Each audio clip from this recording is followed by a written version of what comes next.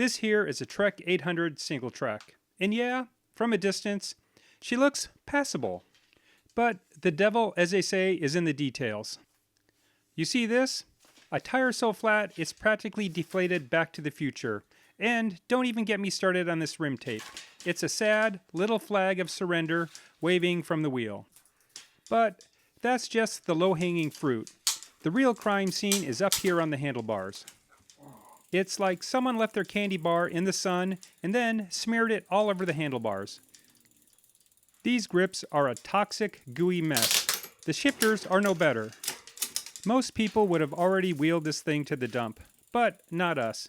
Because we're going to find out if this bike is a lost cause or if it's a testament to the fact that they just don't make them like they used to. Let's get to work. This is a part where you see what a bike is really made of. Or, more accurately, what some modern bikes are not made of. Just a few quick motions, a simple quick release, and the wheel's off. No fancy through axles, no proprietary tools, just good old-fashioned mechanics. It's a testament to a time when bikes were built to be worked on, not just ridden and replaced. Removing these old-school V-brakes is about as straightforward as it gets. You just disconnect the cable, and with a few quick turns of the wrench, the brake arm is off.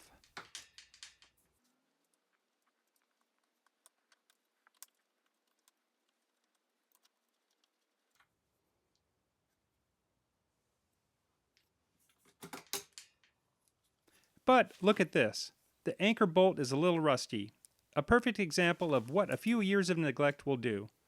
Most people would just replace it or leave it, but we're going to use a little trick later on to get this thing looking almost brand new. It's a reminder that sometimes the old parts are worth saving. We repeat the process for the other arm. Now for the final piece of the puzzle, the noodle. It's always good practice to snip the old cable end and free the noodle. It's a small part, but a crucial one. You've got to keep these little guys safe. It's these small, intentional steps that separate a proper tune-up from just a quick fix. Now we get to the heart of the matter, the chain. This thing is a lifeline of the bike. And as you can see, this one has seen better days. A quick shot of WD-40 to loosen things up, because who doesn't love the smell of progress? And then out comes the chain tool. A few turns and one solid push, and this worn-out relic is off. It's a bit like tearing off a Band-Aid, but for a bike. This old chain is done. We're getting rid of it, and we're not looking back. Alright, let's get this thing off. This is a SRAM 8-speed derailleur. It may look fine on the surface, but given the state of those gooey shifters we saw earlier, we know they're a goner. And that's a good thing because this derailleur is from a strange time. A time when cable pull ratios started to get complicated. So there's a good chance my new 8-speed shifters I bought wouldn't even talk to this thing. Frankenstein a drivetrain? Not on my watch. We're ripping this off and putting it in the maybe later pile. Alright, with the crank bolts out, you can see just how much rust has taken hold. These things look like they've been sitting at the bottom of a lake. Just like that rusty bolt, we're going to try and get these looking almost new later on. It's amazing what a little elbow grease can do for parts that most people would have just thrown out. Now for the crank puller.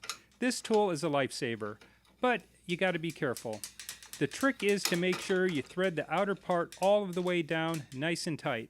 If you don't, you'll strip the threads and turn this beautiful classic into a very expensive paperweight. With a good, firm turn and some help from the hammer of persuasion on the second part of the tool, you'll feel the crank arm pop right off the spindle. It's a very satisfying feeling. We repeat the process on the non-drive side, and we're one step closer to a bare frame.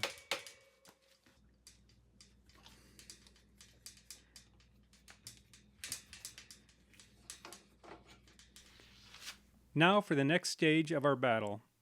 This one's a little different because the front derailleur is actually held in place by the drive side bottom bracket cup.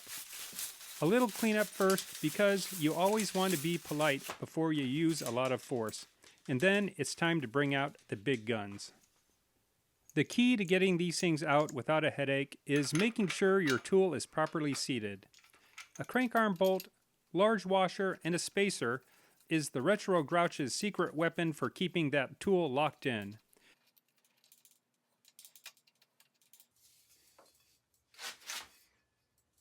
Then, with a long breaker bar for some proper leverage, you'll get it moving.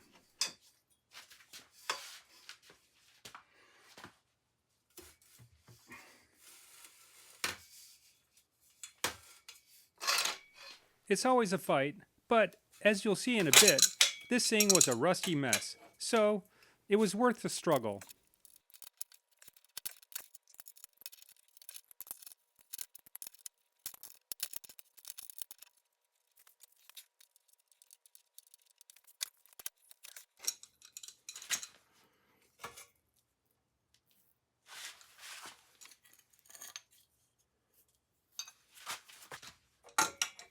A little grunt work on the other side, and we're one step closer to a bare frame.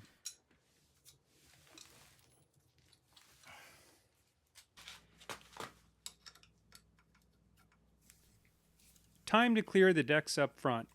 It's the same simple process as the back, but up here it feels more exposed. We disconnect the brake cable and, just like before, secure that noodle.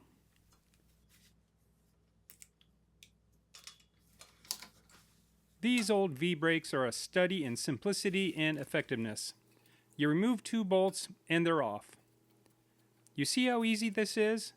It's a testament to the old school design philosophy. Keep it simple, keep it flexible. No complex routing, no hydraulic lines, no fuss. Just a few tools in 5 minutes of your time. This is a kind of bike component I can get behind.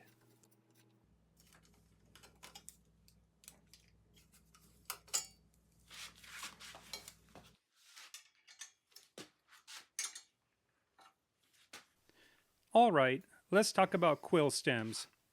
They were great because they give you adjustability, but after years of neglect, they can turn into a real pain. We loosened that top bolt, but as expected, this thing is welded in place by rust and grime. Sometimes finesse is overrated. You need to stop asking nicely and bring out the hammer of persuasion. A little gentle persuasion, 5, maybe 6 strategic blows, and there she goes. The wedge is finally free. One more piece of the past salvaged, and one step closer to getting this frame completely bare. Alright, we're at the finishing line of the teardown. The headset and fork. First, we crack that top lock nut. Now, these old threaded setups, they hold on to spacers like a miser holds on to a penny. You've really got to give them a little pull and work with them, and then they finally let go.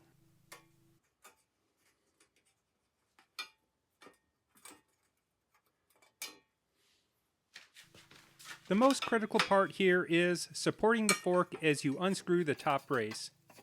If you don't, that fork will crash to the floor. This is a moment of finesse.